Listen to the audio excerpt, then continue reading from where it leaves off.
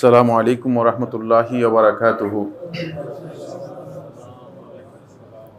ইন্নাল হামদালিল্লাহি নাহমাদুহু ওয়া নাস্তাঈনুহু ওয়া নাস্তাগফিরুহু ওয়া নাউযু বিল্লাহি মিন শুরুরি আনফুসিনা ওয়া সাইয়্যিআতি আমালিনা। মান ইয়াহদিহিল্লাহু ফালা মুদিল্লা লাহু ওয়া মান ইউদ্লিল ফালা হাদিয়া লাহু। وأشهد أن لا إله إلا الله وحده لا شريك له وأشهد أن محمدا عبده ورسوله. أما بعد فإن خير الحديث كتاب الله وخير الهدي هدي محمد صلى الله عليه وسلم وشر الأمور محدثاتها وكل محدثة بدعة وكل بدعة ضلالة وكل ضلالة في النار. قال الله سبحانه وتعالى في كلامه المجيد: ومن يشاقق الرسول من بعد ما تبين له الهدى ويتبع غير سبيل المؤمنين نوله ما تولى ونصله جهنم وساءت مصيرا. وقال صلى الله عليه وسلم: ستفترق أمتي على 73 فرقة كلها في النار إلا واحدة. قالوا: وما هي يا رسول الله؟ قال: ما أنا عليه اليوم وأصحابي. وقال الله سبحانه وتعالى: فإن آمنوا بمثل آمنتم به فقد اهتدوا. قال ابن عباس رضي الله تعالى عنهما: يخاطب به الصحابة رضوان الله عليهم أجمعين كما جاء في تفسير ابن كثير. সম্মানিত উপস্থিতি দিনী ভাই বোনেরা, শুরুতে আল্লাহ রাব্বুল আলামিনের অসংখ্য শুকরিয়া যে আল্লাহ সুবহানাহু ওয়া তাআলা অত্যন্ত গুরুত্বপূর্ণ একটি সময়, যেই সময়ে আল্লাহ সুবহানাহু ওয়া তাআলা বান্দাদের দোয়া কবুল করে থাকেন এবং শেখুল ইসলাম ইবনুল কাইয়্যিম রাহমাতুল্লাহি আলাইহি তার তাহকিকের মধ্যে সবচেয়ে বেশি গুরুত্ব দিয়েছেন সাআতুল ইস্তিজাবা, দোয়া কবুলের সময় হিসেবে এই জুমাবারের বিকেলের এই সময়টুকু। এই গুরুত্বপূর্ণ একটি সময় আমরা আল্লাহ রাব্বুল আলামিনের জিকিরের জন্য একত্রিত হতে পেরেছি এই মজলিসুল জিকিরে। এই জন্য আল্লাহ সুবহানাহু ওয়া তাআলার শুকরিয়া, আলহামদুলিল্লাহ।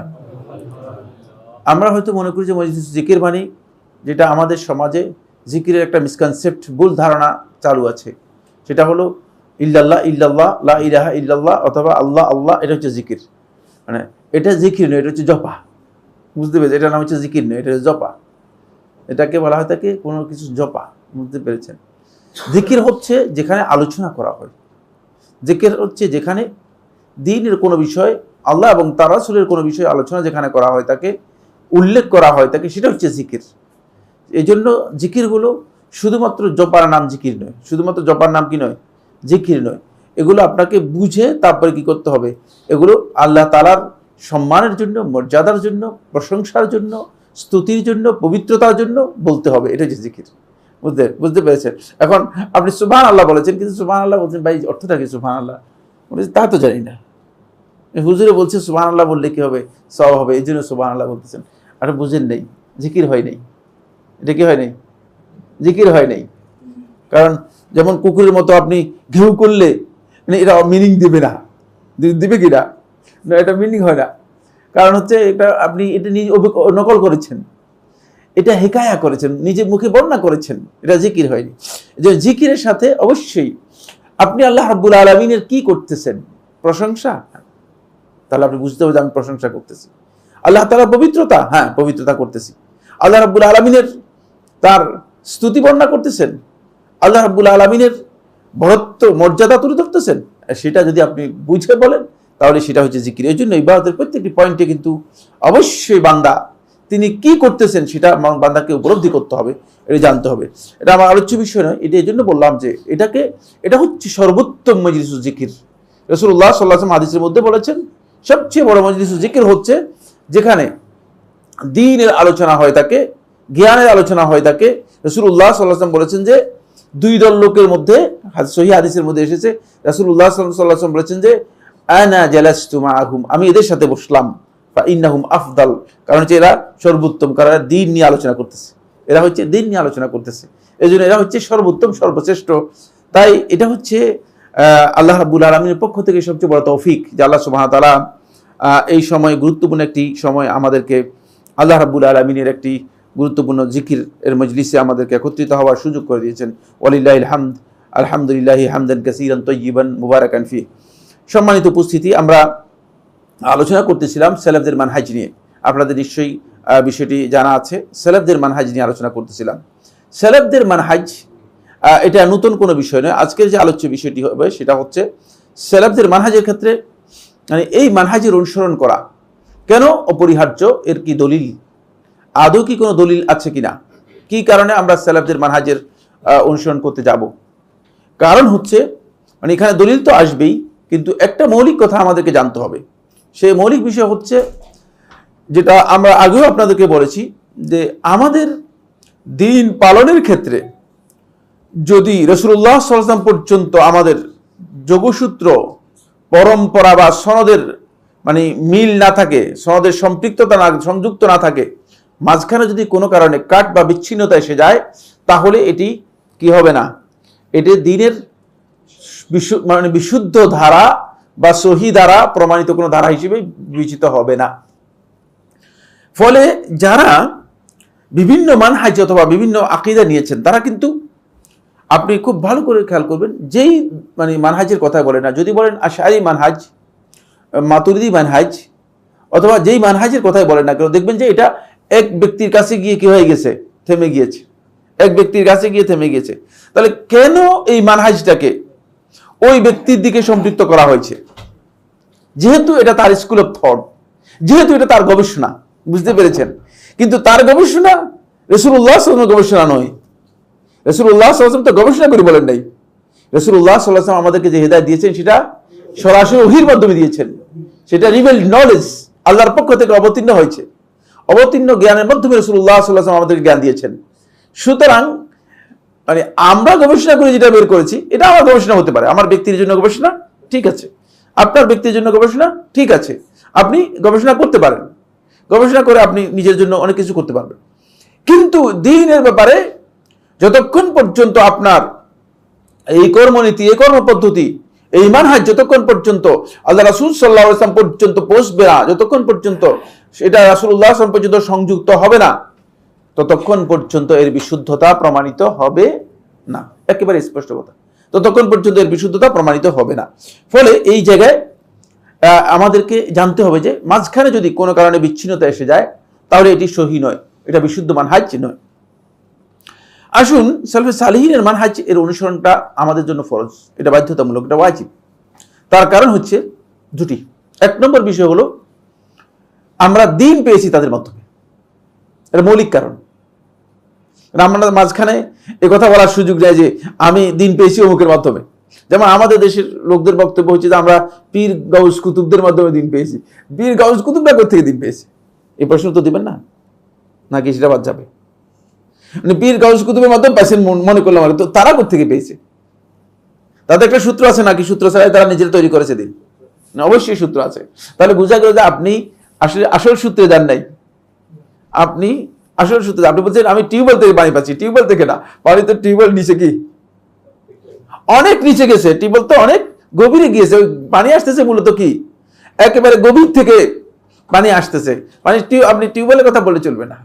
এই জন্য আপনার খেয়াল রাখতে হবে যে মানে এই কথা শুদ্ধ হবে না যদি আপনি বলেন যে আমি অমুকের কাছ থেকে দ্বীন পেয়েছি।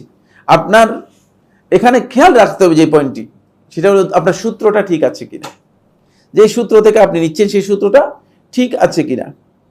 কারণ আমরা সাহাবায়ে কেরাম সহ সাহাবায়ে কেরামদের পরবর্তী তাবেঈন, তাবেঈনদের পরবর্তী তাবেঈন, এদের পরবর্তী আইম্মাতুল ইজতিহাদ, এবং এই পরম্পরায় এই 1400 বছর, 1400-1450 বছরের দিন পেয়েছি এদের মাধ্যমে, একটা সূত্রের মাধ্যমে। সুতরাং এই সূত্রকে আপনি যদি অস্বীকার করেন, তাহলে আপনি দ্বীনের মৌলিক বিষয়কে অস্বীকার করলেন। এটা কিন্তু সবাইকে মেনে নিতে হবে। এই কারণে রাফিজি সম্প্রদায় পথভ্রষ্ট হয়েছে, সাহাবায়ে কেরামদেরকে অস্বীকার করেছে। এই কারণেই পথভ্রষ্ট হয়েছে। যারা সাহাবায়ে কেরামদের সাথে নিজেদের সম্পর্ক নষ্ট করে দিয়েছে, অথবা মুসলিম ইমামদের সাথে নিজেদের সম্পর্ক বিনষ্ট করে দিয়েছে, এরা সবাই পথভ্রষ্ট হয়েছে এই কারণেই, যেহেতু দ্বীনের সূত্রটা তার ঠিক নেই, সূত্র ঠিক নেই। যাদের মাধ্যমে দ্বীন পেয়েছি তাদেরকে আমি বলতেছি না, এরা এদের ব্যাপারে না, এদের কথা ঠিক নেই, এদেরকে আমি মানি না। এখন আপনি যদি সাহাবায়ে কেরামদেরকে গালিগালাজ করেন, সাহাবায়ে কেরামদের কাউকে তাহান করেন, কারো ব্যাপারে অভিযোগ করেন, অথবা কাউকে অপবাদ দেন, আপনি যদিও মনে করতেছেন যে আমি একজন সাহাবীকে অপবাদ দিয়েছি, কিন্তু না, আসলে সাহাবীকে অপবাদ দেন, আপনি দ্বীনের উপর অপবাদ দিয়েছেন। কারণ এই সাহাবীদের মাধ্যমেই তো দ্বীনটা আমরা পেয়েছি। কথা বুঝতে পারলাম না? স্পষ্ট হয়েছে কি? কারণ দ্বীনটা আমি কোথায় পেলাম? আমি যে এখানে কথাগুলো বলতেছি, আমার সোর্সটা কোথায়? ঠিক না? আমি কি আন্দাজের উপর কথাগুলো বলছি? আমার নিজের মন করা কথা বলছি? আমি তৈরি করে কথা বলছি? তাহলে এটা দ্বীন হতে পারে না। অবশ্যই একটা সূত্র থাকতে হবে। প্রত্যেকটা দ্বীনের যদি সূত্র পর্যন্ত না পৌঁছে, বুঝতে হবে যে এটা ভিত্তিহীন। এই কারণেই আজকে যারা দ্বীনের চর্চা করতেছে, বিভিন্ন ধর্মের চর্চা করতেছে, তারাও ঠিক একই অবস্থার মধ্যে আছে। তাদের সূত্র নেই, সূত্রবিহীন। ইহুদি ধর্ম সম্পর্কে আপনি যদি প্রশ্ন করেন, ইহুদিকে আপনি জিজ্ঞেস করেন, ইসরায়েল তো এখন ইহুদিবাদী, কট্টরপন্থী ইহুদিবাদী রাষ্ট্র রয়েছে। তারা কি মুসা আলাইহিস সালাতু ওয়াস সালামের উপর লিখিত যে তাওরাত আসমান থেকে অবতীর্ণ হয়েছে, যেটা তুর থেকে মুসা আলাইহিস সালাতু ওয়াস সালাম ইহুদিদের কাছে নিয়ে এসেছেন, কোথায় এই তাওরাত? বের করে দেখ। জানে না, কিচ্ছু জানে না, কিছু জানা নেই, কারণ এটা হারিয়ে গেছে। আল্লাহ তাআলা চেয়েছেন যে এটা থাকবে না তাদের কাছে, এটা নেই, তারা কোথাও বলতে পারবে না। বরং এই তাওরাতকে হেফাজত করার জন্য আল্লাহ সুবহানাহু ওয়া তাআলা আরেকটা বাক্স দিয়েছেন, বুঝলেন? এর নাম হচ্ছে তাবুত। কি দিয়েছেন? তাবুত দিয়েছেন। এটা সূরা বাকারার মধ্যে আছে, 248 নম্বর আয়াত। সূরা বাকারার মধ্যে আপনারা পেয়ে এগুলো বিস্তারিত আলোচনা হয়েছে। আলোচনা হয়তো সূরা বাকারা পড়লে বিস্তারিত পাবেন। বাক্স কোথায় গেল? কিচ্ছু জানে না। একবার তাদের কাছ থেকে চুরি হয়ে গেছে। চুরি হয়ে যাওয়ার পরে তালুতের নেতৃত্বে তারা যুদ্ধ করে তারপরে সেটা উদ্ধার করেছে বলেছে। তারা বলেছে এটা উদ্ধার করেছে। এরপরে তালুতের নেতৃত্ব যখন শেষ হয়ে গিয়েছে, তখন তারা দুই দলে, দুটি গ্রুপ বিভক্ত হয়ে গেছে। বিভক্ত হয়ে যাওয়ার পরে কোথায় চলে গিয়েছে সেই বাক্স, আর তারা কিছুই বলতে পারে না। তারা দুটি দলে বিভক্ত হয়ে বিচ্ছিন্ন হয়ে গিয়েছিল। সেখান থেকে তাদের কাছে আল্লাহ তাআলার পক্ষ থেকে অবতীর্ণ কোনো কিতাব সম্পর্কেও তাদের জ্ঞান নেই, শুধুমাত্র ধারণার উপর আছে। আর এমন একটি ভয়ঙ্কর জাতি যে ইউসা বিন নূন আলাইহিস সালাতু ওয়াস সালাম, মুসা আলাইহিস সালাম পরে তিনি নবী ছিলেন। মুসা আলাইহিস সালাম খুব কাছের মানুষ ছিলেন। মুসা যখন খাদিরের সাথে সাক্ষাৎ করতে যান, সূরা কাহফের মধ্যে দেখবেন, খাদিরের সাথে যখন সাক্ষাৎ করতে যান মুসা আলাইহিস সালাম, তখন নিয়ে গিয়েছেন সাথে যেই যুবক, সেই যুবকের নাম হচ্ছে ইউসা বিন নূন। ইউসা বিন নূন আলাইহিস সালাম এমন একটা গাদ্দার জাতি যে মুসা আলাইহিস সালাম যখন তাদেরকে বললো যে চলো যুদ্ধ করার জন্য, তারা তো যুদ্ধ করতে রাজি হলো না। তারা বললো যে তুমি আর তোমার রব গিয়ে যুদ্ধ করো, আমরা এখানে বসে থাকবো। এরপরে তো মুসা আলাইহিস সালামের মৃত্যু হয়ে গেল। মুসা আলাইহিস সালাম আর পবিত্র নগরী আরদে ফিলিস্তিনের ভূমিতে প্রবেশ করতে পারেননি। মুসা আলাইহিস সালামকে পথেই ওই ময়দানে তিহতে কি করা হয়েছে? দাফন করা হয়েছে। এটি ফিলিস্তিনে যাওয়ার আগে। ফিলিস্তিনে মুসা আলাইহিস সালাম ঢুকতে পারেন নাই। পবিত্র নগরী যেটাকে ঘোষণা করা হয়েছে, অথবা আল আরদুল মুকাদ্দাসা, পবিত্র ভূমি যেটাকে ঘোষণা করা হয়েছে, সেখানে মুসা আলাইহিস সালাম প্রবেশ করতে পারেননি। তারপরে ইউসা বিন নূনের নেতৃত্বে যুদ্ধ হয়েছে। তাও ইউসা বিন নূনের নেতৃত্বে যারা যুদ্ধ অংশগ্রহণ করেছে, তাও এই বনি ইসরাইলের যারা এই লোকগুলো ছিল, সবগুলো এরা মূলত পিছনে ছিল। এরা সবগুলো বিরোধী ছিল। আজকে তারা ইসরায়েল ভূমি দখল করে, তারা বলতেছে এটা আমাদের জায়গা, তোমরা তো এখানকার জন্য তোমাদের উপর আল্লাহ তাআলা হারাম করেছে, ফাইন্নাহা মুহাররামাতুন আলাইকুম 40 সানাতান, কোরআনের মধ্যে দেখেন 40 বছর পর্যন্ত আল্লাহ তাআলা বলছে 40 বছরের জন্য হারাম করে দিলাম, আর ঢুকতে পারবে না এখানে, আর ঢুকতে পারে নাই। এদিকে ঘুরে ওদিকে ঘুরে ওদিকে ঘুরে, কিন্তু ঢুকার কোনো সুযোগ নেই। ঘুরে মানে দেখে যায় এক জায়গার মধ্যে আছে। সারা মনে করেন সারা রাত হাঁটলো, সারা রাত হাঁটার পরে সকালবেলা দেখেছে কিরে একই জায়গায় তো মনে হচ্ছে যে একই জায়গায় ধরেছে। আমি আর আমাদের এক বন্ধু, নাম বললে আপনারা চিনে যাবেন, আমরা মানে মক্কা থেকে মদিনায় যাব, তো বাসের মধ্যে উঠছি। কিছু বাস আছে এগুলো আবু সালাসিন বলে, আবু সালাসিন মানে 30 রিয়ালের বাস, বুঝতে পেরেছে? তো 30 রিয়ালের বাস আবু সালাসিন মানে মদিনা মদিনা করে ডাকে। তো আমরা খুব আমরা শেষ করেছি কমপ্লিট, খুব ক্লান্ত হয়ে গেছি, ক্লান্ত হয়ে গিয়ে মানে বাসে উঠে গিয়েছি। 30 রিয়ালের বাস, এগুলো বাস পুড়লে ছাড়বে, মানে লোক হলে লোক যদি বাস পুড়ে তারপরে ছাড়বে, এর মধ্যে শুধু ঘুরবে ঘুরবে, বুঝতে পেরেছেন? তো আমরা ঈশার সালাতের পরে বাসে উঠে গেছি। তো উঠে ক্লান্তির কারণে ঘুম এসে গেছে, আমাদের দুজন ঘুম এসে গেছে। ফজরের একটু আগে এবারে বাসওয়ালা ডাকছে উঠো উঠো, ফজরের আজান হয়ে গেছে। আমরা মনে করছি আমরা মদিনায় চলে আসছি, কারণ আমরা বাস যাবো না। আমরা যদি তাকে কি যে জায়গায় উঠেছি সেই জায়গায় সারাক্ষণ ঘুরেছে আমাদেরকে, কোথায়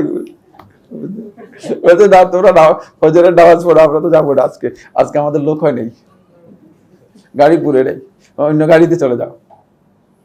বুঝলেন? এই জাতি এরকম, এই একটা মানে উদ্ভক্ত জাতি হচ্ছে মানে এই বড় ইসরাইল, বুঝতে পেরেছে? এরা 40 বছর পর্যন্ত এইভাবে করেছে। আল্লাহ তাআলা তাদেরকে এইভাবে মানে শাস্তি দিয়েছেন। তারপরেও নির্লজ্জ বেহায়া মানে অত্যন্ত দুষ্কৃতিকারী একটি জাতি পৃথিবীতে, মানে তাদের ইতিহাস অত্যন্ত নিকৃষ্টতম ইতিহাস। এটা হলো ইহুদিদের ইতিহাস, সূত্র নেই, মুসার সাথে কোনো সম্পর্ক নেই, বলতে পারবে না। এখন তারা যেটা বলতেছে সেটা হলো সুলাইমান আলাইহিস সালামের কথা দাবি করতেছে, মানে সুলাইমানের সাথে কোনো সম্পর্ক নেই, বুঝতে পেরেছেন? মুসার তো খবরে নেই। মানে তারা বলতেছে যে এখানে মানে এই ফিলিস্তিনের এই জায়গায় আল হাইকালুস সুলাইমানি, সুলাইমান একটা বড় গির্জা তৈরি করেছিল, সেই গির্জাটা এখানে এই নিচে আছে। মুসলমানরা এর উপরে কি করে দিয়েছে, এর উপরে মসজিদ তৈরি করে দিয়েছে। এটা ইন্ডিয়াতে শুনে না এরকম গল্প, মসজিদের নিচে নাকি গির্জা ছিল, রাম মন্দির ছিল। মানে শয়তানের পদ্ধতি দেখছেন কিনা? শয়তানের একই পদ্ধতি, শয়তান এখানে যে ধরনের কাজ করে ওখানে সে ধরনের কাজ করে, একই পদ্ধতিতে শয়তান এই কাজ করে থাকে। নাউজুবিল্লাহ। তোমরা মানে তোমাদের কাছে কি ডকুমেন্ট আছে? আন্দাজের উপর কথা বলছে। ফলে মানে এই বিশাল মানে পবিত্র এলাকার মসজিদের তলদেশে সুড়ঙ্গ করে ফেলছে, অন্তত পক্ষে মনে করেন 1-2 কিলোমিটার পর্যন্ত সুড়ঙ্গই করে ফেলছে মানে ভেঙে যাওয়ার জন্য। 1-2 কিলোমিটার সুড়ঙ্গ, এটা মানে বিশাল একটা এরিয়া, অনেক বড় একটা মানে এরিয়া, পুরাটাই অনেক বড় এরিয়া। এর স্কোয়ার ফিট হচ্ছে 1,74,000 মিটার। কত বড়, বুঝতে পেরেছেন তো? এটা পুরাটাই আরদুল মুকাদ্দাসা, পবিত্র ভূমি, এর মর্যাদা অনেক বেশি। সুতরাং মানে তারা এগুলো এইসব কিছু করতেছে, কিন্তু তাদের কোনো সূত্র নেই, কিচ্ছু নেই, ওই মূল সূত্রের সাথে সম্পর্ক নেই। 2 নম্বর হচ্ছে খ্রিস্টানরা, ঈসা আলাইহিস সালামের সাথে তাদের কোনো সম্পর্ক নেই। ঈসা আলাইহিস সালামের সাথে যোগসূত্র নেই, রিলেশন, কোনো সম্পর্ক নেই। ঈসা আলাইহিস সালামের তাদের কাছে যে কিতাব আছে, এই কিতাব আদৌ কি ইনজিল কিনা, তারা এর কোনো বর্ণনা কোথাও তারা দিতে পারে না। বরং তাদের বইগুলোতে তারা স্পষ্ট করে উল্লেখ করেছে যে এই ঈসার নামে যে ইনজিলের কথা উল্লেখ করা হচ্ছে এটা ভুয়া, তারাই উল্লেখ করেছে। ব্রিটেন বিশ্বকোষের মধ্যে একথা উল্লেখ করা হয়েছে যে ইনজিল ভুয়া, এটা শুদ্ধ নয়, কারণ এটা ঈসা আলাইহিস সালামের কাছে থেকে পাওয়া যায়নি। ইনজিল কোথায় চলে গিয়েছে তারাও কিছু বলতে পারবে না, সূত্র নেই। কিন্তু আপনি আমার কাছে আসেন, ইসলামের কাছে আসেন, তাহলে আপনার এক এক করে মুহাম্মদ রাসূলুল্লাহ সাল্লাল্লাহু আলাইহি ওয়াসাল্লাম পর্যন্ত যদি সূত্র না দিতে পারে, কোনো বক্তব্য দিতে পারবে না, কোনো বক্তব্য গ্রহণযোগ্য হবে না আমাদের কাছে। এটাই হচ্ছে সালাফদের মানহাজ। এখানে সূত্র ছাড়া কোনো বক্তব্যই নেই। এখানে আপনার বক্তব্য দিতে হলে আপনি বলতে হবে কে বলেছে, কে বলেছে। সাম্মু লানা আসমাআকুম তোমরা যাদের কাছ থেকে বর্ণনা করছো তাদের নাম বলো, এরা কারা, এদের নাম আগে দাও, এদেরকে চিনি আগে, এটা ঠিক আছে কিনা, তারপর আমরা এদের কথা নিব। এটা হচ্ছে সেলেফদের মানহাজ। তাহলে 1 নম্বর কারণ যেটা বললাম সেটা হচ্ছে অবশ্যই আপনার কি থাকতে হবে, সূত্র থাকতে হবে আপনার, মানে এই সূত্র মানে যদি না থাকে তাহলে আপনার এটা গ্রহণযোগ্য হবে না। এই কারণেই মূলত এখানে এটাকে গুরুত্ব দেওয়া হয়েছে। 2 নম্বর যে কারণটি, যে কারণে আমাদের জন্য ওয়াজিব, কারণ দিনের যদি সূত্র না থাকে, দিনে যদি আপনার কোথা থেকে পেলেন এটা যদি সূত্র না থাকে তাহলে দিন বলে লাভ নেই, এটা নিজের মন গড়া কথা হবে। কোনো আমল, কোনো ইবাদত যদি আপনি মন গড়া বলে দেন, এই জন্য আমাদের দেশে যত ইবাদতকে আমরা বলতেছি এটা বেদাত। বেদাত বলছি কেন বাবা? বেদাত বলছি এই জন্যই তো, যেহেতু এর কোনো সূত্র নেই।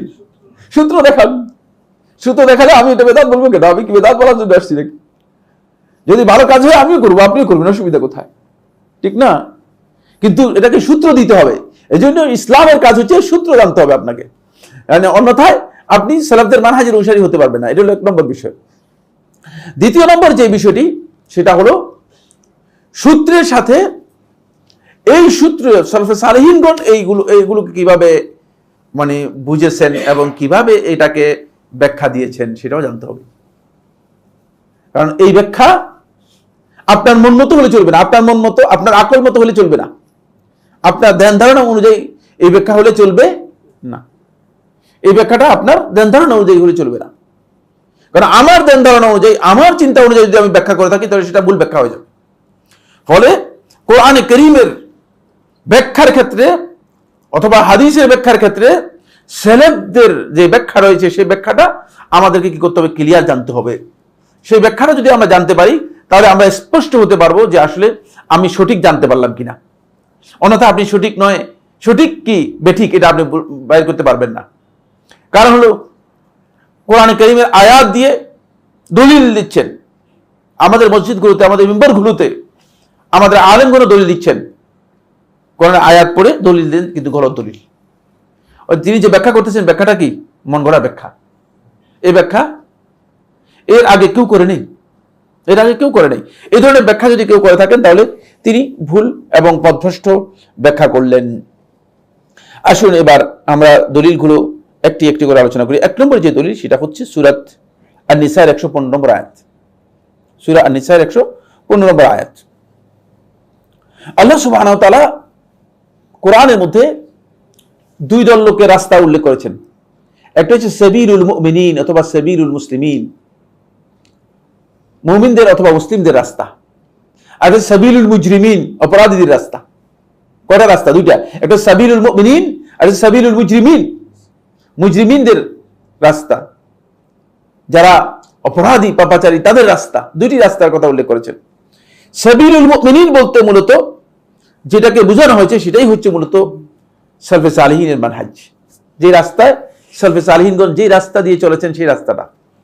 এই জন্য সূরাতুন নিসার 115 নম্বর আয়াতের মধ্যে আল্লাহ সুবহানাহু ওয়া তাআলা বলেন, ওমাই ইউশাকিকির রাসূল মিন বা'দি মা তাবায়্যানা লাহুল হুদা, যে ব্যক্তি ইউশাকিকির রাসূলা, রাসূলের বিরুদ্ধাচরণ করলো, মিন বা'দি মা তাবায়্যানা লাহুল হুদা, হেদায়েত তার কাছে স্পষ্ট হওয়ার পর, যে ব্যক্তি রাসূলের বিরুদ্ধাচরণ করলো, ওয়ায়াত্তাবি গায়রা সাবিলিল মুমিনিন, এবং মুমিনদের রাস্তা বাদ দিয়ে মানে অন্য রাস্তার অনুসরণ করলো, মুমিনদের রাস্তা ছাড়া অন্য রাস্তার অনুসরণ করলো, আল্লাহ তাআলা বলতেছেন তাহলে রাসূলের বিরুদ্ধাচরণ করলে আর মুমিনদের রাস্তা থেকে ভিন্ন রাস্তায় চলে গেলে তাদের শাস্তি কি হবে?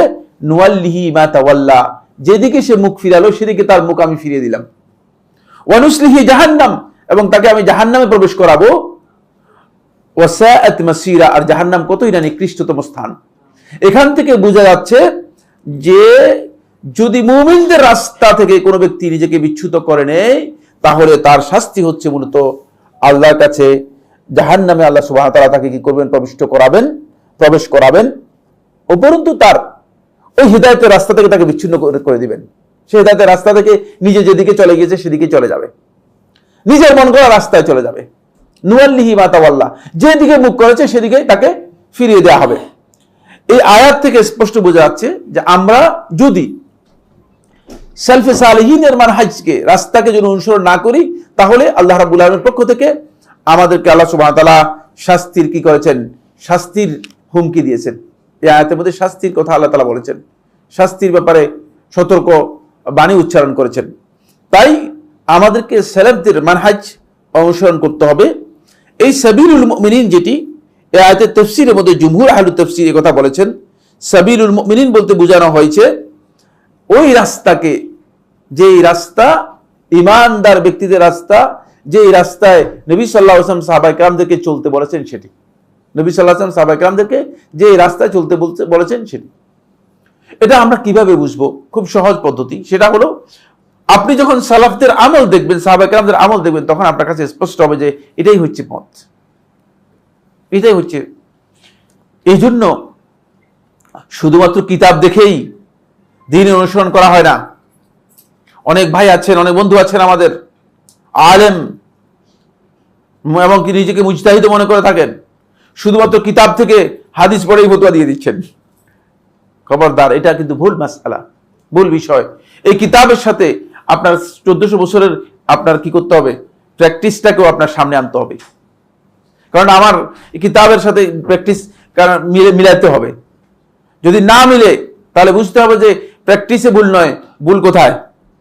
কিতাবের মধ্যে ভুল আছে কোথাও, অথবা কিতাবের বুঝের মধ্যে ভুল আছে। বুঝতে পেরেছেন কিনা? এটা আমাদেরকে বুঝতে হবে, অন্যথায় আপনি পথভ্রষ্ট হয়ে যাবেন। অনেক ভাই এই বিষয়টা উপলব্ধি করতে পারেন না। 1400 বছরের ইতিহাসটা আপনার সামনে থাকতে হবে। আমল আপনাকে কি করতে হবে? সালাফদের আমলটাকে আপনার সামনে রেখে সেটাকে যাচাই করতে হবে, তাহলে আপনি সঠিক জিনিস বুঝতে পারবেন। এটা হলো 1 নম্বর দলিল।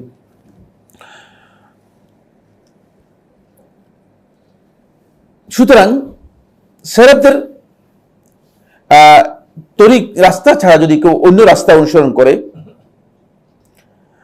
আল্লাহ সুবহানাহু ওয়া তাআলা এই আয়াতের মধ্যে স্পষ্ট করে একথা বলেছেন যে আল্লাহ রাব্বুল আলামিন তাকে হেদায়েত থেকে বিচ্যুত করে দেবেন, তার মুখ অন্যদিকে ফিরিয়ে দেবেন, হেদায়েত থেকে সে বিচ্যুত হয়ে যাবে।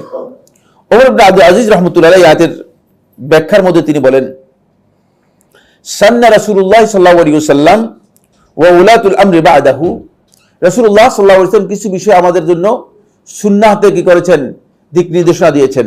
ওয়া উলাতুল আমরি বা'দাহু, এবং আল্লাহ রাসূলের পরে রাসূল সাল্লাল্লাহু আলাইহি ওয়াসাল্লামের যারা দায়িত্ব পালন করেছেন, ইয়ানি আবু বকর ওয়া ওমর, আবু বকর ওমর, আল খোলাফায়ে রাশিদিন, খোলাফায়ে রাশিদিন, তারা সবাই কি করেছে, সান্নাউ বা'দাহু সুনানান, তারা কিছু আমলকে কি করেছেন, আমাদেরকে জানিয়েছেন, কিছু আমল সুন্নত আমাদেরকে দিক নির্দেশনা দিয়েছেন। আল আখযু বিহা, এগুলোকে অনুসরণ করা, এগুলোকে ধরা, এগুলো পাকড়াও করা, এগুলো অনুযায়ী আমল করা, ইত্তিবাউন লিকিতাবিল্লাহি, আল্লাহর কিতাবের অনুসরণ, ও ইস্তিকমাল লিতাআতিহি, আল্লাহর আনুগত্যের পরিপূর্ণতা, ওয়া কুওয়াতুন আলা দীনিহি, এবং আল্লাহর দ্বীনের উপর অবিচল থাকা, লাইসা লিআহাদিন মিনাল খালকি তাগয়িরুহা ওয়ালা তাবদীলুহা, কারো জন্য বৈধ নয়, কোন ব্যক্তির জন্য বৈধ নয় এটাকে পরিবর্তন করবে। ওয়ালান নাজরু ফি শাইইন খালাফাহা, এবং মানে এমন কোন বিষয় যেগুলো এর বিপরীত, এই বিষয়ে নিজে মন গড়া মত দেয়া। মান ইহতাদা বিহা ফাহুয়া মুহতাদিন, যে ব্যক্তি এগুলোর মাধ্যমে হেদায়েত অর্জন করলো সেই মুহতাদি, সেই হেদায়েত প্রাপ্ত হলো। ওয়ামান ইস্তানসারা বিহা ফাহুয়া মানসুর, যে এগুলোর মাধ্যমে সাহায্য চাইলো সেই মূলত সাহায্য প্রাপ্ত হবে। ওয়ামান তারাকাহা, যে ব্যক্তি এই পথকে, এই নির্দেশনাকে বর্জন করলো, ত্যাগ করলো, ইত্তাবা গায়রা সাবিলিল মুমিনিন, সে মুমিনদের রাস্তা বাদ দিয়ে মন গড়া নিজের রাস্তা অনুসরণ করলো। ওয়াল্লাহুল্লাহু মা তাওয়াল্লা, তখনই আল্লাহ তাআলা তাকে যেদিকে মুখ ফিরিয়ে নিয়েছে সেদিকে মুখ ফিরিয়ে দিবেন। ওয়া আসলাহু জাহান্নাম, এবং তাকে আল্লাহ সুবহানাহু ওয়া তাআলা জাহান্নামে প্রবেশ করাবেন। ওয়া সাআত মাসীরা, আর এটা অত্যন্ত নিকৃষ্টতম স্থান। এটা ওমর ইবনে আব্দুল আজিজ রাহমাতুল্লাহর বক্তব্য, হিলিয়াতুল আউলিয়া এর মধ্যে 6ষ্ঠ খণ্ডের 324 পৃষ্ঠায় ইমাম আবু নুআইম আসফাহানী রাহমাতুল্লাহ আলাইহি উল্লেখ করেছেন। বুঝতে পেরেছেন? বোঝা গেল যে আমাদের রাস্তা একেবারেই ক্লিয়ার। এই রাস্তায় আপনি চললে আপনি রাস্তার পথ পেয়ে যাবেন, রাস্তার কি পেয়ে যাবেন, পথ পেয়ে যাবেন। এটা হলো প্রথম দলিল।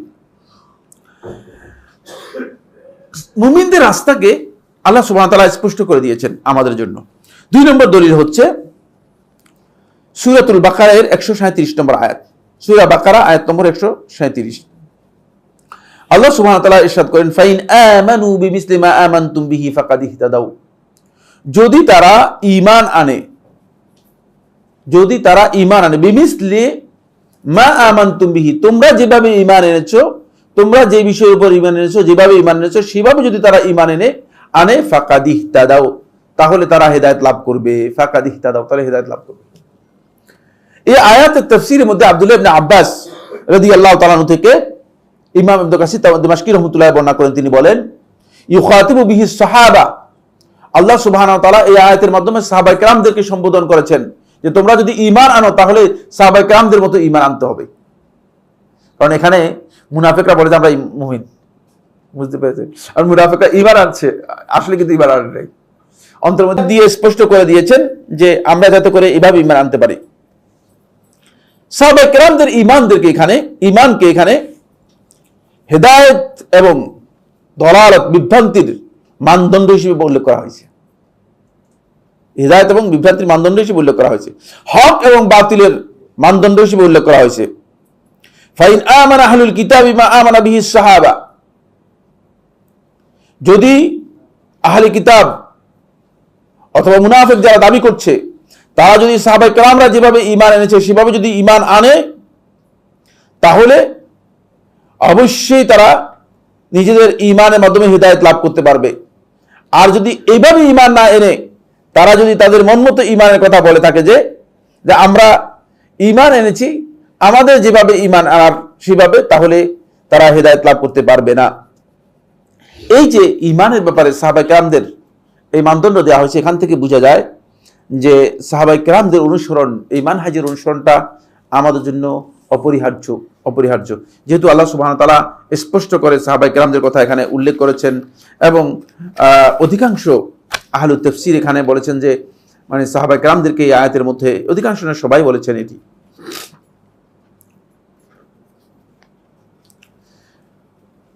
ইত্তিবাউ সাবিলিল মুমিনিন ব্যাখ্যার মধ্যে ইমাম আবু যায়েদ আল কায়রাওয়ানী রাহমাতুল্লাহি আলাইহি বলেন ইত্তিবাউ সাবিলিল মুমিনিন বলতে বোঝানো হয়েছে খায়রুল কুরুন মিন খায়রি উম্মাতিন উখরিজাত লিন-নাস, যা মানে সর্বোচ্চ বা সর্বশ্রেষ্ঠ উম্মতের সর্বশ্রেষ্ঠ যেই মানে প্রথম পর্যায়ের যারা রয়েছেন তাদেরকে বোঝানো হয়েছে, অর্থাৎ নবী সাল্লাল্লাহু আলাইহি ওয়াসাল্লাম সাহাবায়ে কেরামদেরকে বোঝানো হয়েছে।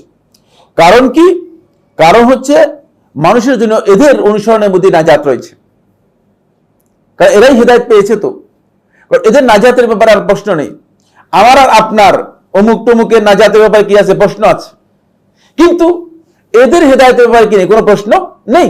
এই জন্য এদের অনুসরণ করলেই প্রকৃত হেদায়েতটা কি করতে পারবে? লাভ করতে পারবে, প্রকৃত হেদায়েত লাভ করতে পারবে। আসুন এরপরে 3 নম্বর যে আয়াতটি, সেটা হলো সূরা লোকমানের 15 নম্বর আয়াত। সূরা লোকমানের 15 নম্বর আয়াত। আল্লাহ সুবহানাহু ওয়া তাআলা এই আয়াতের মধ্যে আমাদেরকে নির্দেশ দিচ্ছেন আল্লাহ রাব্বুল আলামিন, যাতে করে আমরা যারা আল্লাহর দিকে প্রত্যাবর্তন করে, আল্লাহর দিকে ফিরে এসে, যারা আল্লাহর রাস্তার দিকে ফিরে এসেছে, তাদের পথ যাতে আমরা অনুসরণ করতে পারি। আল্লাহ তাআলা বলেন ওয়াত্তাবি' সাবিলা মান আনাবা ইলাই, ওয়াত্তাবি', আর আপনি অনুসরণ করুন। যদিও খেতাব করা হয়েছে, সম্বোধন করা হয়েছে রাসূলুল্লাহ সাল্লাল্লাহু আলাইহি ওয়াসাল্লামকে, কিন্তু রাসূলুল্লাহ সাল্লাল্লাহু আলাইহি ওয়াসাল্লামকে সম্বোধন করে এখানে সম্বোধন করা হয়েছে পুরো উম্মাহকে, উম্মার সবাই এর মধ্যে অন্তর্ভুক্ত। আর কোন ব্যাপারে যখন রাসূলকে সম্বোধন করা হয় তখন মানে রাসূলকে সম্বোধন করে যখন অর্ডার করা হয় তাকে, এটা অনেক শক্তিশালী।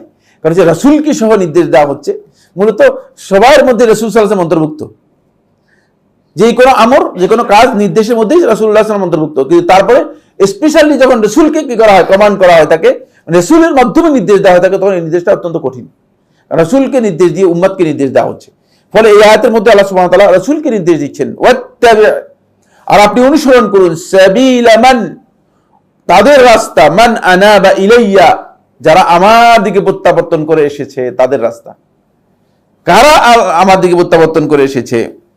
এই আয়াতের তাফসীরের মধ্যে আহলুত তাফসীরগণ বলেছেন হাউলাইল কুরুনুস সালাসা আল্লাযীনা আনাবু ইলাল্লাহি, তারা হচ্ছেন প্রথম 3 যুগের যারা সাহাবায়ে কেরাম, তাবিঈন, তবে তাবিঈন যারা ছিলেন, যারা সত্যিকার ভাবে নবী সাল্লাল্লাহু আলাইহি ওয়াসাল্লামের সুন্নাহর অনুসরণ করেছে নিষ্ঠার সাথে, আনুগত্যের সাথে, তারাই হচ্ছেন মূলত মান আনাবা ইলাইয়া। এদের প্রথম সারিতে সাহাবায়ে কেরামগণ রয়েছেন, এদের প্রথম সারিতে সাহাবায়ে কেরামগণ রয়েছেন। ফাওয়াজাবা ইত্তিবাউ সাবিলিহিম, সুতরাং আমাদের উপর ওয়াজিব হচ্ছে তাদের ইত্তিবাউ সাবিলিহিম, তাদের যে রাস্তা রয়েছে এই রাস্তার অনুসরণ করা, কারণ তাদের রাস্তা অনুসরণ করলে আমরা সত্যিকার হেদায়েতের জায়গায় আমরা পৌঁছতে পারবো।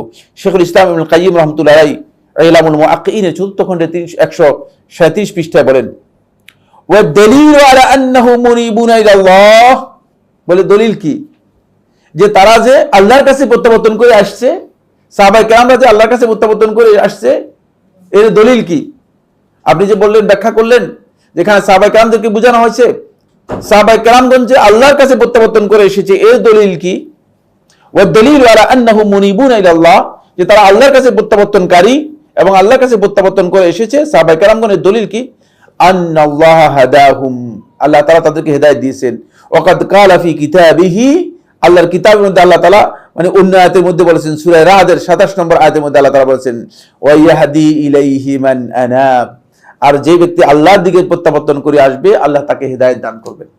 তাহলে এদেরকে আল্লাহ তাআলা হেদায়েত দিয়েছেন, এই জন্যই এরা হেদায়েতের উপর থাকার কারণে তাদের পথ যদি আপনি অনুসরণ করেন তাহলে আপনি হেদায়েত প্রাপ্ত হবেন। এই জন্য আপনাকে গ্যারান্টি থাকতে হবে, আপনি যে একজন অনুসরণ করতেছেন, অনুসরণকারী যাকে অনুসরণ করতেছেন সে কি মুহতাদি কিনা, হেদায়েত প্রাপ্ত কিনা,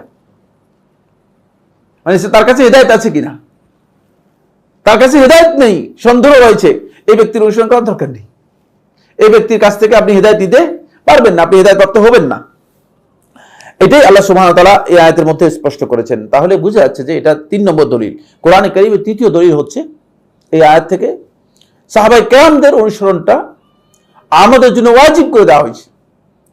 এখানে সাহাবায়ে কেরামদের হেদায়েতের ব্যাপারে আল্লাহ সুবহানাহু ওয়া তাআলা বলেছেন, কোরআনে কারীমের অসংখ্য আয়াত রয়েছে, এই আয়াতগুলোতে সরাসরি নির্দেশ দেওয়া হয়েছে, এই জন্য এগুলো দলিল হিসেবে উল্লেখ করা হচ্ছে। কিন্তু সাহাবায়ে কেরামদের ফজিলতের আয়াত আমরা এখানে উল্লেখ করতেছি না, বুঝতে পেরেছেন কিনা? এই আয়াতের মধ্যে আমাদেরকে নির্দেশ দেওয়া হচ্ছে যে তাদেরকে আমরা যাতে অনুসরণ করতে পারি, অনুসরণ করার নির্দেশ দেওয়া হচ্ছে। কারণ আমাদের একটা মানদণ্ড দেওয়া হচ্ছে, যে মানদণ্ডের মাধ্যমে আমরা এই মানহাজের অনুসরণ করব। কেন সাহাবায়ে কেরামদের অনুসরণ করব? কারণ এখন বিভিন্ন ফিরকা, বিভিন্ন গোষ্ঠী এই বক্তব্য দিচ্ছে যে আচ্ছা আপনি বলতেছেন যে সাহাবায়ে কেরামদের আমাদের প্রয়োজন কি? কোরআন তো আমাদের কাছে আছে, ঠিক না? কোরআন তো আমাদের কাছে আছে, হাদিস তো আমাদের কাছে আছে, সাহাবায়ে কেরামদের প্রয়োজন কি?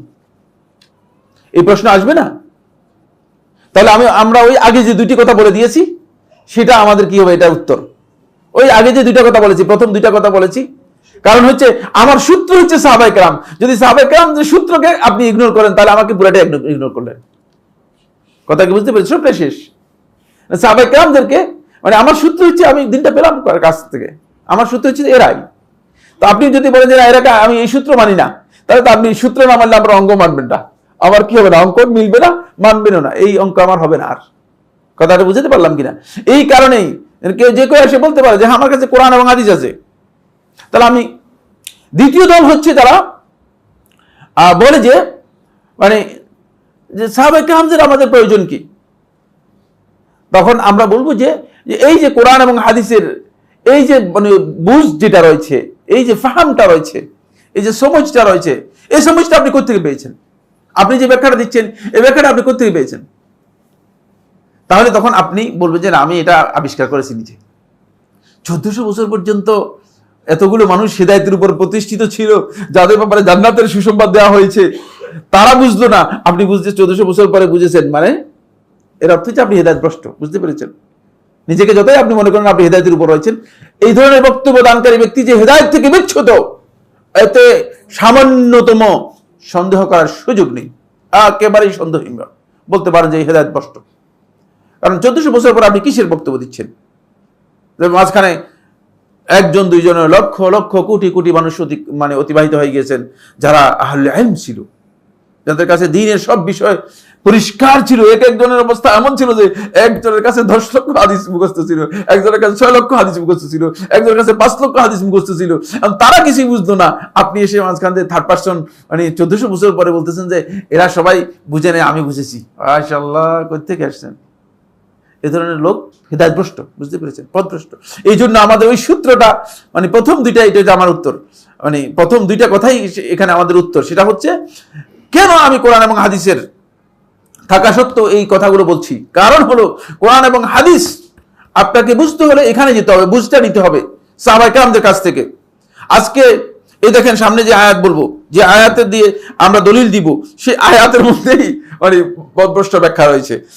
4 নম্বর দলিল, 4 নম্বর দলিল। এই কথাগুলো এই জন্য বললাম যে কারণ একদল আসবে এসে বলবে এই কথা এই আয়াতের আসেন। এই 4 নম্বর দলিল হচ্ছে আল্লাহ তাআলা আমাদেরকে নির্দেশ দিচ্ছেন আমরা যেন তাদের সাথী হই। কারা? ইয়া আইয়ুহাল্লাযী, সূরা তওবার 119 নম্বর আয়াত, সূরা তওবার আয়াত নম্বর 119, সূরা তওবার আয়াত নম্বর 119। ইয়া আইয়ুহাল্লাযীনা আমানুত্তাকুল্লাহ, হে ঈমানদারগণ তোমরা আল্লাহ রাব্বুল আলামিনের তাকওয়া অবলম্বন করো। আমানুত্তাকুল্লাহ ওয়া কুনু মা'আস সাদিকিন, এবং তোমরা সত্যবাদী যারা আছে তাদের সাথী হও, সত্যবাদীদের সাথী হও। এই আয়াতের এখন আপনি দেখেন যে এই আয়াত পড়ে মানুষদেরকে মুরিদ বানাচ্ছে, ঠিক কিনা? হ্যাঁ, মুরিদ বানানোর সর্বপ্রথম দলিল হচ্ছে কি? সূরা বাকারার 119 নম্বর আয়াত, মানে এই আয়াতটা যেটা আমি পড়লাম এটা। তাহলে বুঝা গেল যে আপনার মন গড়া বুঝ দিয়ে চলবে না। আপনি নিজের মন গড়া বুঝ দিয়ে, কেন আমাদের মানে মুরিদ বানানোর সর্বপ্রথম মানে প্রথম দলিল হচ্ছে ইয়া আইয়ুহাল্লাযীনা আমানুত্তাকুল্লাহ ওয়া কুনু মা'আস সাদিকিন। আপনি হয়তো বলবেন যে ঠিকই তো আছে, সত্যবাদীদের সাথী হতে বলছেন, তো আমরা তো সত্যবাদীদের সাথী মানে এদের মুরিদ হয়ে যাচ্ছি, সত্যবাদীদের সাথী হয়ে যাচ্ছি। এই বেটাদের সত্যবাদী না মিথ্যাবাদী কেমনে বুঝলেন? কথা বুঝতে পারলাম? হ্যাঁ, এই যে সত্যবাদী না মিথ্যাবাদী কেমনে বুঝলেন? আমি এসে যদি আমি বলি আমি সত্যবাদী হয়ে গেলাম তো না? না, আমাকে সত্যবাদী সার্টিফিকেট দিতে হবে, আমার কাছে এরকম একটা সার্টিফিকেট থাকতে হবে যেটা দিয়ে স্পষ্ট প্রমাণ হবে যে আমি সত্যবাদী। উলাইকাল্লাযীনা সাদাকু, আল্লাহ তাআলা সাহাবায়ে কেরামদের ব্যাপারে কোরআনের মধ্যে স্পষ্ট বলে দিয়েছেন আয়াতের মধ্যে, উলাইকাল্লাযীনা সাদাকু, তারাই সত্যবাদী। আল্লাহর সাথে তারা যে ওয়াদা করেছে সেই ওয়াদা তারা সত্যবাদী পূরণ করেছে। উলাইকা হুমুস সাদিকুন, তারাই হচ্ছে সত্যবাদী। আল্লাহ তাআলা কোরআন কারীমে আয়াতের মধ্যে স্পষ্ট করে দিয়েছেন। এজন্য সত্যবাদীদের কথা আল্লাহ তাআলা প্রমাণ পরিচয় দিয়ে দিয়েছেন। এখন আপনার মন গড়া পরিচয় নিয়ে আসতে চলবে না, আপনি নিজেই সেজে গেলেন। কারণ সত্যবাদী সাজার জন্য মানে শুধুমাত্র মাথার মধ্যে লাল রুমাল দিলে সত্যবাদী হওয়া যাবে না, এই খেয়াল রাখবেন। এখানে আল্লাহ রাব্বুল আলামিন এই জন্য বলছেন কুনু মা'আস সাদিকিন, তোমরা সত্যবাদীদের সাথী হও। সত্যবাদী কারা? যারা সাহাবায়ে কেরামদেরকে আল্লাহ রাব্বুল আলামিন সার্টিফিকেট দিয়ে দিয়েছেন, তাদের ব্যাপারে সার্টিফিকেট দিয়েছেন। একাধিক আয়াতের মধ্যে আল্লাহ সুবহানাহু ওয়া তাআলা একেবারে স্পষ্ট করে বলেছেন এরাই সত্যবাদী। এই কারণেই তাদের সাথে আমাদেরকে হতে বলেছেন, তাদের সাথে হতে বলেছেন। দেখেন শেখুল ইসলাম ইবনুল কাইয়্যিম রাহমাতুল্লাহ ইলামুল মুআক্কিনের 14 খণ্ডের 139 পৃষ্ঠায় বলেন, ইলামুল মুআক্কিনের 14 খণ্ডের 139 পৃষ্ঠায় শেখুল ইসলাম ইবনুল কাইয়্যিম রাহমাতুল্লাহ বলেন ক্বালাল মুফাসসিরুন, মুফাসসিরিন যারা মানে তাফসীর বিশারদগণ বলেন যে এই আয়াতের মধ্যে কুনু মা'আস সাদিকিন, তোমরা সত্যবাদীদের সাথী হও, এই আয়াতের মধ্যে বলা হয়েছে হুম আসহাবু মুহাম্মাদিন সাল্লাল্লাহু আলাইহি ওয়াসাল্লাম, তারা হচ্ছে মুহাম্মদ সাল্লাল্লাহু আলাইহি ওয়াসাল্লামের সাথীগণ, মুহাম্মদ সাল্লাল্লাহু আলাইহি ওয়াসাল্লাম সাহাবীগণ। লা রাইবা আন্নাহুমুল আইম্মাতুস সাদিকুন, কোনো সন্দেহ নেই তারাই হচ্ছেন সত্যবাদী ইমাম যাদের অনুসরণ করা যায়। ওয়া কুল্লু সাদিকিন বা'দাহুম ফীহিম ইয়াতাম্মু বিসিদকিহি, প্রত্যেক সত্যবাদী তাদের পরে যাদের সত্যবাদিতার ব্যাপারে প্রমাণ পাওয়া গেছে এদের সবাইকে অনুসরণ করা যাবে। বাল হাকিকাতু সিদকিহি ইত্তিবাউহু লাহুম, আর তাদের সত্যবাদিতার দলিল হচ্ছে তারা সাহাবায়ে কেরামদের অনুসরণ করেছে। এই জন্য বুঝতে পেরেছেন, মানে পরবর্তীদের সত্যবাদিতার দলিল হচ্ছে সাহাবায়ে কেরামদের অনুসরণ করেছে। এটা সাহাবায়ে কেরামদের অনুসরণ না করে নিজেকে সত্যবাদী এক্ষেত্রে প্রমাণ করার কোনো সুযোগ নেই। শেখুল ইসলাম ইবনুল কাইয়্যিম রাহমাতুল্লাহ বক্তব্যটা বুঝতে পেরেছেন তো? মানে সাহাবায়ে কেরামদের সত্যবাদিতার ব্যাপারে আল্লাহ তাআলা কি করেছেন? সার্টিফাই করেছেন, ঠিক না? এতটুকু বুঝতে পেরেছি। আল্লাহ রাব্বুল আলামিন সার্টিফাই করেছেন, সুতরাং সাহাবায়ে কেরামরা সত্যবাদী, কোনো সন্দেহ নেই। এই আয়াতে আমাদেরকে আল্লাহ তাআলা নির্দেশ দিচ্ছেন কুনু মা'আস সাদিকিন, তোমরা সত্যবাদীদের সাথী হও। সাহাবায়ে কেরামদের সাথী হতে বলেছেন। এখন সাহাবায়ে কেরামদের পরবর্তীদের আমরা সাথী হব কিভাবে? বলতেছে পরবর্তীরা সত্যবাদী হবে যদি তারা সত্যিকার সাহাবায়ে কেরামদের অনুসরণ করে থাকেন। সাহাবায়ে কেরামদের অনুসরণের মাধ্যমেই প্রমাণিত হবে যে তারা সত্যবাদী। বুঝতে পেরেছেন? জি, এই দলিলগুলো আমাদের কাছে স্পষ্ট এই কথা প্রমাণ করে যে মূলত কোরআনে কারীমের এই আয়াতগুলো থেকে স্পষ্ট বোঝা যাচ্ছে যে সালাফদের মানহাজ অনুসরণ করা আমাদের উপর ওয়াজিব। এখন এই যে সালাফদের মানহাজের ব্যাপারে বিভ্রান্তি তৈরি হয়েছে কোথায়? বিভ্রান্তি তৈরি হয়েছে এক জায়গায়, সেটা হলো এই যে আমাদের সমাজে মানে সালাফদের মানহাজের ব্যাপারে লোকদের কাছে জানাজানি ছিল না। মানুষ একথা জানতো না যে সালাফদের মানহাজ কি। কারণ এখানে আমি আগে বলেছি যে সমস্ত মানহাজগুলো সালাফদের মানহাজের সাথে কন্ট্রাডিক্ট করে, এই মানহাজগুলো ব্যাপকভাবে সমাদৃত হয়ে আসছে এবং সমাজে মানুষের কাছে এগুলো কি হয়েছে, বেশি পরিচিত হয়ে গিয়েছে। এমনভাবে পরিচিত হয়ে গিয়েছে যে মানে এখন লোকদের কাছে সালাফদের মানহাজটাই মনে হচ্ছে এটাই মনে হয় নতুন বেদাত। বুঝতে পেরেছেন? এটাই মনে হচ্ছে নতুন বেদাত। না, এটা আসলে বেদাত না, এটা হচ্ছে নতুন, এটাই দিন, এটাই দিন। এটা আমাদের জানা ছিল না, আমাদের কাছে কি ছিল না, জানা ছিল না। আর বেদাতকে এখন আমরা মনে করতেছি যে বেদাতটা এখন আমাদের কাছে সুন্নাত হয়ে গেছে। যেমন অসংখ্য বেদাত আমাদের কাছে দিন এবং সুন্নাহ হয়ে গেছে, এগুলোকে এখন আপনি বেদাত বললেও মানুষের বেদাত হিসেবে মেনে নিবে না। যেমন নিয়ত করা, মুখে নিয়ত পড়া, এটা আপনি যদি বলেন যে বেদাত, মানুষ বলে যে আমি পাগল নাকি মিয়া, কারণ সারা জিন্দেগি আমাদেরকে মক্তব থেকে শিখে আসতেছে নিয়ত পড়তে হয়, সালাতের নিয়ত হচ্ছে এই, তাহলে এটা নিয়ে আপনার আবার কোথেকে এগুলো বলতেছেন? আপনি মিলাদ, আপনি যদি বলেন যে মিলাদ এটি বেদাত, এখন মানুষ বলে যে কোথেকে আসছে পাগল, দেশের 80% থেকে 90% মুসলিমের কাজ ইবাদতই হচ্ছে মিলাদ, মুসলিমের ইবাদতই হচ্ছে মিলাদ, আপনি বলতেছেন বেদাত। বুঝতে পেরেছেন? এই যে কারণ হলো বেদাতটা এমন ভাবে আমাদের রক্ত মাংসের মিশে গেছে, মানে যেমন গোশত মাংস এটাকে আলাদা করা, রক্ত থেকে আলাদা করা যাচ্ছে না, রক্ত থেকে গোশতকে আলাদা করা যাচ্ছে না, ঠিক অনুরূপ ভাবে বেদাতকেও এখন কি করা যাচ্ছে না, আমাদের কাছ থেকে আলাদা করা সম্ভব হচ্ছে না। এমনকি আলেমদের কাছে বেদাতের আপনি পরিচয় করে দিতে পারতেছেন না। আলেমদেরকে আপনি যদি বলেন যে মানে একজন বড় আলেম দেখা হয়েছে, তো তিনি আমাকে বলতেছেন যে নামাজের পরে মানে যদি দোয়া করে আপনার অসুবিধা কোথায়? আমার তো কোনো অসুবিধা নেই, আমার অসুবিধা কি বলছে? তাহলে আপনার বিরোধিতা করতেছেন কেন? আমরা বিরোধিতা করি না। কি বলছে আপনার? পুরো উল্টা বলতেছেন, আপনি পুরাই ভুল বলতেছেন। আমি বিরোধিতা করি না, আমার অসুবিধাও নেই। বলছে না, কেউ বেদাত বলছে, কেউ না, এটা তো বেদাতই, কেউ বেদাত বলবে কেন? এটা তো বেদাত দিনের মধ্যে, কারণ দিনের মধ্যে বেদাত জানেন না কিভাবে হয়। ইয়া সুবহানাল্লাহ, একজন আলেম, বুঝলেন, চিন্তা করছেন, মানে তিনি বেদাত, মানে তিনি বেদাত বুঝেন নাই, মানে বেদাতই বুঝেন নাই, মনে করছে এটা আমাদের সমস্যা। আমাদের কোনো সমস্যা নেই, আমাদের কোনো সমস্যা নেই। বুঝতে পেরেছেন? আমাদের সাথে এগুলোর কোনো বিষয় জড়িত নেই। যেটা ইসলাম নয় সেটাকে ইসলাম হিসেবে পালন করবেন আপনি, আর আপনি বলবেন যে এটা আমাদের সমস্যা, আমারও সমস্যা করতে হবে, আমাদের কোনো সমস্যা নেই। আমরা বিরোধিতা করতেছি না, আমরা বিরোধিতা করতেছি ওই জায়গায় আমরা যেটা বেদাত বলতেছি সেটাকে। কথা বুঝতে পেরেছেন? আমরা বলতেছি বেদাত করবেন কেন আপনি, যেটা ইসলামের মধ্যে এর কোনো অস্তিত্ব নেই, এটা আপনি করা জায়েজ নেই আপনার, সে কথাটাই বুঝতেছে না। যখন আমি এই কথা বললাম যে এটা যে মানে ইসলামের মধ্যে বেদাত, এই ব্যাপারে কোনো দ্বিমত আছে কিনা আপনার, তখন চুপ করে গেছে। তার কারণ সে জানে যে সে তো আর দলিল দিয়ে বলতে পারবে না, কারণ এখানে তো দলিল নাই। দলিলের জন্য যেখানে যেতে হবে সেখানে দলিল নাই, দলিল যেতে হবে কোরআন অথবা সুন্নাহ, এখানে তো দলিল নাই। বুঝতে পেরেছেন? এই জন্য আমাদেরকে বুঝতে হবে বিষয়টি, আর এটা বুঝতে হবে এই মানহাজের বিষয়টি আমাদের বুঝতে হবে। এরপর আসেন কোরআনের কারীম থেকে কিছু দলিল আমরা আলোচনা করলাম। সুন্নাতেও সাহাবায়ে কেরামদের অনুসরণের ব্যাপারে রাসূলুল্লাহ সাল্লাল্লাহু আলাইহি ওয়াসাল্লাম অসংখ্য দলিল, অসংখ্য নির্দেশনা দিয়েছেন। আমরা কিছু দলিল এখানে আলোচনা করব, যে দলিলগুলো আমাদের মানে অনেকগুলো জানাও আছে। তারপর আমরা কিছু কিছু দলিল এখানে আলোচনা করব।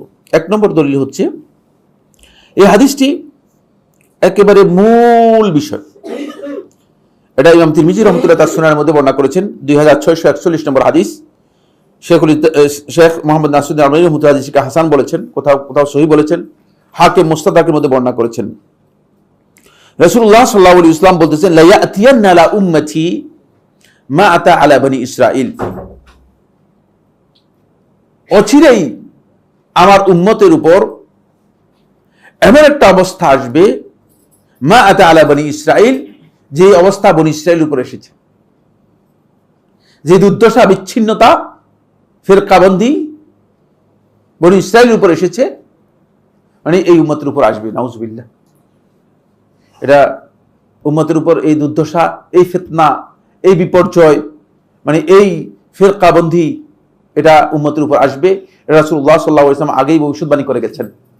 রাসূলুল্লাহ সাল্লাল্লাহু আলাইহি ওয়াসাল্লাম স্পষ্ট বলে গেছেন, হাজওয়ান না'ল বিন না'ল, একেবারে ঠিক ডান জুতা যেমন বাম জুতার মতো, মানে এইভাবে এক জুতা আরেক জুতার মতো এইভাবে মিলে মানে হুবহু হবে। এটাকে বোঝানোর জন্য আরো বলে হুবহু হবে, মানে একটা জুতা মানে লম্বা, একটা জুতা বাটি এরকম হয় কিনা, একটা চ্যাপ্টা আর একটা চিকন এরকম হয় কিনা, না, দুইটা জুতাই কি হয়, সমান হয়। এই জন্য আরো বলে যে হাজবান না আলি বিন নাল, ডান জুতার বাম জুতা যেমন সমান, ঠিক এইভাবে হুবহু আমার উম্মতের উপর, বনি ইসরাইলের উপর যত বিপর্যয় এসেছিল সবগুলো বিপর্যয় আসবে। ওয়া ইন্না বনি ইসরাঈল তাফাররাকাত আলা 72 মিল্লাহ, আর বনি ইসরাইল এই ফিতনা এর মুখোমুখি হয়, এই ফিতনার কারণে তারা 72টি ফিরকায় বিভক্ত হয়ে গেছে। ওয়া সাতাফতারিকু উম্মতি আলা 73 মিল্লাহ, আর আমার উম্মত 73টি ফিরকায় বিভক্ত হয়ে যাবে। তাহলে বোঝা গেল যে এটা আরো বেশি বিপর্যস্ত।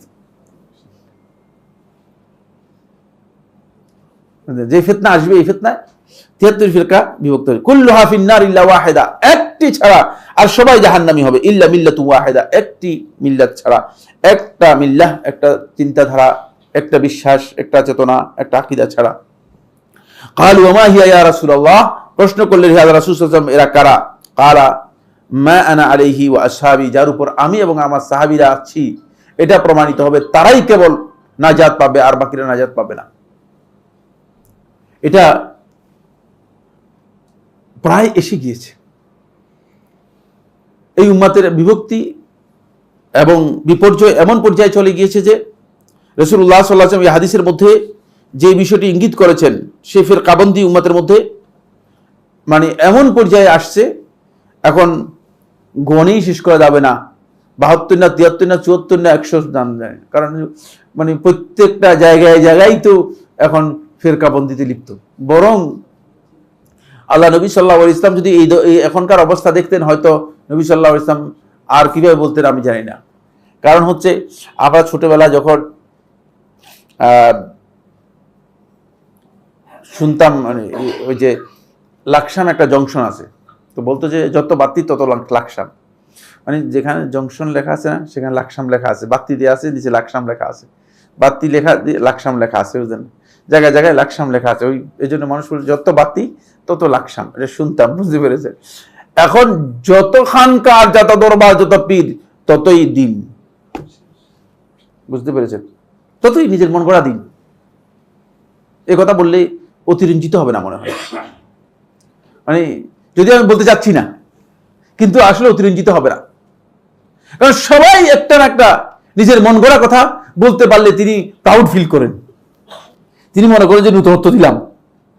এমনকি আমাদের অনেক ভাই আছেন যে মানে নতুন কোনো কথা বলতে পারলে তিনি মনে করেন যে না, তিনি মনে করেন মানে একটা স্পেশাল কিছু দিয়ে দিলেন, উম্মতকে অনেক বড় হেদায়েত দিয়ে দিলেন। না, হেদায়েতের এখানে কিচ্ছু নেই। 1400 বছরের রাস্তায় আপনি নতুন কথা কোথা থেকে পাবেন? নতুন কিছু আমি এখানে আবিষ্কার করার সুযোগ নেই, নতুন কিছু দেওয়ার আমার কোনো সুযোগ নাই, সবটাই পুরাতন। আমার কাছে যা আছে, প্রোডাক্ট যা আছে, সবগুলো 1400 বছর আগের প্রোডাক্ট, বুঝতে পেরেছেন। এখানে প্রোডাক্ট কি, এটা 1450 বছর আগের পুরাতন প্রোডাক্ট। সুতরাং এখানে নতুন করে আপনাকে আমি মানে ধোকাবাজি করে উপর দিয়ে লেবেল দিয়ে ডেট চেঞ্জ করে দিব, এই সুযোগ আমার নেই, এই সুযোগ আমার নেই।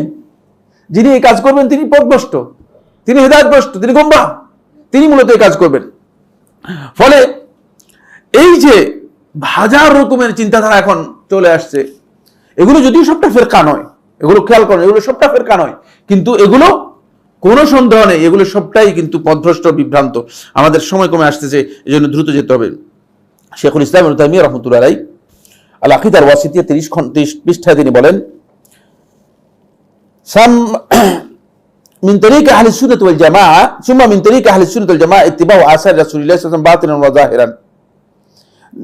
আহলে সুন্নাত ওয়াল জামাআতের একটা মূলনীতি হচ্ছে যে তারা রাসূলুল্লাহ সাল্লাল্লাহু আলাইহি ওয়াসাল্লামের যে আসারগুলো, যেই দিক নির্দেশনাগুলো পাওয়া গিয়েছে, যেগুলো রাসূলুল্লাহ সাল্লাল্লাহু আলাইহি ওয়াসাল্লামের কাছ থেকে বর্ণিত হয়েছে, সেগুলোকে তারা অনুসরণ করবে যথাযথভাবে। বাতিনান ওয়া যাহিরান, প্রকাশ্যে প্রকাশ্যে। ওয়া ইত্তিবাই সাবিলিস সাবিকিনাল আউয়ালিনা মিনাল মুহাজিরিন ওয়াল আনসার, এবং মুহাজির এবং আনসারদের মধ্য থেকে যারা পূর্ববর্তী ইসলাম গ্রহণ করেছেন তাদেরও তারা যথাযথভাবে অনুসরণ করবে। সুম্মা ইন্না নবী সাল্লাল্লাহু আলাইহি ওয়াসাল্লাম আমারনা বিসসাইরি আলা মানাহিজিহিম, তারপরে নবী সাল্লাল্লাহু আলাইহি ওয়াসাল্লাম আমাদেরকে তাদের এই রাস্তায় আমাদেরকে চলতে নবী সাল্লাল্লাহু আলাইহি ওয়াসাল্লাম নির্দেশ দিয়েছেন। অন্য একটি হাদিসের মধ্যে রাসূলুল্লাহ সাল্লাল্লাহু আলাইহি ওয়াসাল্লাম এই বিষয়ে আমাদেরকে স্পষ্ট করেছেন। এই হাদিসটি ইমাম আবু দাউদ তার সুনানের মধ্যে বর্ণনা করেছেন, 2 নম্বর হাদিস।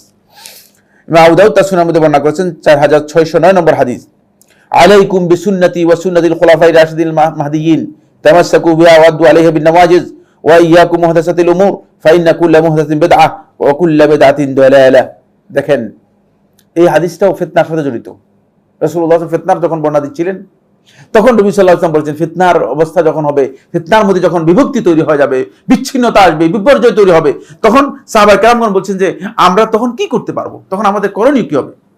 যখন এখন প্রচুর ফিতনা রয়েছে, এখন আমরা যদি ফিতনার মধ্যে বিভিন্ন বক্তব্য দিই, আপনাদেরকে বুঝাতে পারি না, আপনারা মনে করেন যে আরে আমাদের এই শেখরা হচ্ছে সবসময় কাপুরুষ, মানে কয়েকজন প্রশ্ন করতেছে, শেখ মানে জিহাদের কথা বলেন না কেন? তো জিহাদ করেন না, আপনারা যারা ফেসবুকে আছেন তারা তো জিহাদের কথা বলছেন, কিন্তু একজন তো জিহাদে যেতে দেখলাম না। হ্যাঁ, জান না কেন আপনারা জান না কেন? জিহাদ তো ঘোষণা হয়ে গেছে, ঠিক না? এখন তো যুদ্ধ ঘোষণা হয়ে গেছে ইসরায়েলের পক্ষ থেকে, সুতরাং এটা জিহাদ, কোন সন্দেহ নেই। এটা আমরা বলতেছি জিহাদ, যেহেতু যুদ্ধ করি। কিন্তু আপনি জানটা যে আপনি দেখি যে এখানে বসে আছেন, কারণটা কি? ফেসবুকের যে মুজাহিদ, বুঝতে পেরেছেন? এখন নিজের অন্তর ঠিক করতে পারেন নাই, এখন নিজেই ঠিক করতে পারেন নাই, বুঝতে পেরেছেন? শুধুমাত্র মৌখিক জিহাদে চলবে না, জিহাদ করতে আপনি জিহাদে যান, আপনি দেখি কি জিহাদ করতে পারেন। এই জন্য রাসূলুল্লাহ সাল্লাল্লাহু আলাইহি ওয়াসাল্লাম ফিতনার এই বিপর্যয়ের সময় রাসূলুল্লাহ সাল্লাল্লাহু আলাইহি ওয়াসাল্লাম কথা বলতেছেন যে বিপর্যয়ের সময় তোমরা জানতে হবে কি করতে হবে। আবেগ দিয়ে চলবে না। আবেগ দিয়ে আপনি যদি চলেন তাহলে হুমড়ি পড়ে যাবেন, বিপদগ্রস্ত হবেন। আপনাকে চলতে হবে আপনার বিবেক দিয়ে, পা দিয়ে, তারপরে হাঁটবেন। বিবেক কাজে লাগাতে হবে। যারা বিবেক কাজে লাগাবে না, আবেগ কাজে লাগাবে, তারা হেদায়েতভ্রষ্ট হয়ে যাবে, তারা জায়গায় জায়গায় পিচ্ছিল পথে পড়ে যাবে, উঠতে পারবে না, পথ থেকে উঠতে পারবে না। এই জন্য সেখানে আবেগ দিয়ে চলবে না, শুধু আবেগ দিয়ে চলে না। ইসলামের সামান্যতম কোথাও আবেগের স্থান নেই, কারণ আপনার সবটাই আপনাকে বুঝতে হবে, সব জিনিস আপনাকে বুঝতে হবে। আলাইকুম বিসুন্নতি, তখন তোমাদের কাজ হচ্ছে তো আমার সুন্নতকে তোমরা আঁকড়ে ধরবে। আমি কি বলেছি সেটা দেখো। ওয়া সুন্নাতিল খুলাফায়ে রাশিদিন মাহদিয়িন, রাসূল সাল্লাল্লাহু আলাইহি ওয়াসাল্লামের সুন্নাতের ব্যাপারে যদি কোনো কারণে আমাদের কাছে ইনফরমেশন গ্যাপ থাকে, তাহলে রাসূলুল্লাহ সাল্লাল্লাহু আলাইহি ওয়াসাল্লাম সাথে যুক্ত করে দিয়েছেন সাহাবা খুলাফায়ে রাশিদিনের সুন্নাতকে। কারণ এটা তো পেয়ে যাবো, এটা না পেলে এটা রাস্তা দেখা দিচ্ছেন যাতে সহজ হয়, আমাদের জন্য কঠিন না হয়। ওয়া সুন্নাতিল খুলাফায়ে রাশিদিন মাহদিয়িন, আমার খুলাফায়ে রাশিদিন যারা হেদায়েতপ্রাপ্ত খলিফা, তাদের সুন্নাতকে তোমরা আঁকড়ে ধরবে। তামাসসাকু বিহা, এটাকে আঁকড়ে ধরবে। ওয়া আদু আলাইহা বিন নওয়াজিজ, এটাকে মানে মারির দাঁত দিয়ে কামড়ে ধরবে। ওয়া ইয়াকুম মুহদাসাতিল উমুর, নতুন নতুন যা কিছু শুনবা সব কিছু থেকে নিজেদেরকে দূরে সরায় রাখবে। এই জন্য ইমাম আবু মুহাম্মদ বাহরি রাহমাতুল্লাহ আলাইহি শারহুস সুন্নাহর মধ্যে উল্লেখ করেছেন, তিনি বলেছেন যে নতুন যত বক্তব্য আছে সবগুলো ক্ষেত্রে আহলুস সুন্নাহ ওয়াল জামাতের মাওকিফ হচ্ছে, অবস্থান হচ্ছে চুপ থাকবে, চুপ থাকবে যতক্ষণ পর্যন্ত হাত্তা তাতাবায়্যান, যতক্ষণ পর্যন্ত এটা স্পষ্ট না হবে। ফতোয়া দিয়ে দিচ্ছেন, বুঝেন নাই, ভিতরে কি আছে আপনি কি জানেন, ঠিক না? আপনার ইন্টারনাল বিষয় আপনি জানেন কিনা? হ্যাঁ, জানেন না। আপনি যে ফতোয়া দিচ্ছেন, এই জন্য কোন ব্যক্তি ফতোয়া দেওয়ার আগে তাকে ইন্টারনাল বিষয়টাও কি করতে হবে, নিতে হবে। এই জন্য তাকে হোল্ড করতে হবে, কিছুক্ষণ অপেক্ষা করতে হবে, কিছুক্ষণ চিন্তা করতে হবে, চিন্তা করে তারপরে তাকে ফতোয়া দিতে হবে। হাত্তা তাতাবায়্যান, যাতে করে বিষয়টা স্পষ্ট। ওয়া ইয়াকুম ওয়া মুহদাসাতিল উমুর, যত নতুন বিষয় আসবে সবগুলো ব্যাপারে তোমরা সতর্ক থাকবে, দূরে থাকবে। ফা ইন্না কুল্লা মুহদাসাতিন বিদআহ, রাসূলুল্লাহ সাল্লাল্লাহু আলাইহি ওয়াসাল্লাম তখন বলতেছেন যত নতুন কিছু আসবে সবটাই বেদাত। আর এখানে তোমরা সোজা কথা একবারে ডাইরেক্ট বলে দিচ্ছেন, সবটাই বেদাত। ওয়া কুল্লা বেদাতিন দালালাহ, আর সমস্ত বেদাতই হচ্ছে কি বিভ্রান্তি। বেদাত মানেই তুমি বিভ্রান্তির দিকে চলে যাবে। এই জন্য আল্লাহ রাসূল সাল্লাল্লাহু আলাইহি ওয়াসাল্লাম এখানে আমাদেরকে বলেছেন সাহাবায়ে কেরামদের অনুসরণ করতে। আর সাহাবায়ে কেরামদের সর্বাগ্রে রয়েছেন খোলাফায়ে রাশিদিন, তাদের অনুসরণ যদি আমরা করি তাহলে আমরা হেদায়েতের রাস্তা আমরা কি করতে পারবো, লাভ করতে পারবো। আজকে আমরা আর দলিল নিয়ে আলোচনা করছি না, ইনশাআল্লাহ তাআলা আগামী দার্সে আমরা বাকি দলিলগুলো আলোচনা করব। আল্লাহ সুবহানাহু ওয়া তাআলা আমাদের সবাইকে বিষয়টি বুঝার তৌফিক দান করুন। সালাফদের মানহাজের উপর আমরা দলিল নিয়ে আলোচনা করছি, আরো কিছু দলিল আমরা আলোচনা করব, যদিও এটা অনেক লম্বা আলোচনা, কিন্তু আমি দলিল এত লম্বা আলোচনা করব না। এরপরে আমরা মৌলিক বিষয়ে যাব। যদি কারো প্রশ্ন থাকে মৌখিক প্রশ্ন লিখে দিলে ভালো, অথবা মুখে।